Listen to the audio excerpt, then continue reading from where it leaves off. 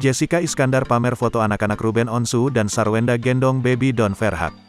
Kedekatan keluarga artis memang selalu menarik untuk diikuti, termasuk kedekatan keluarga Jessica Iskandar dan Sarwenda yang berhasil menarik perhatian publik. Baru-baru ini Sarwenda datang menjenguk baby Don Verhaak, anak dari Jessica Iskandar.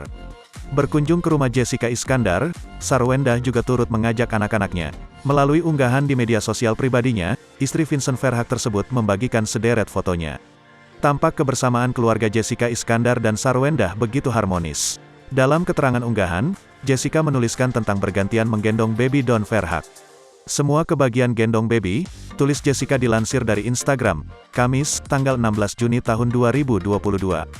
Kedatangan Sarwenda dan anak-anaknya tentu saja disambut hangat dan bahagia oleh Jessica Iskandar.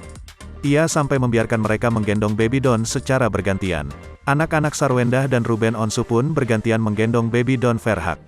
Thalia putri Onsu pun terlihat senang saat berpose sambil menggendong si kecil. Tak kalah dari sang kakak, Tania putri Onsu yang masih kecil juga sempat memangku tubuh mungil baby Don Verhaak hingga berhasil bikin gemas netizen. Selain Thalia dan Tania, Betran Peto juga sempat menggendong tubuh mungil putra kedua Jessica itu.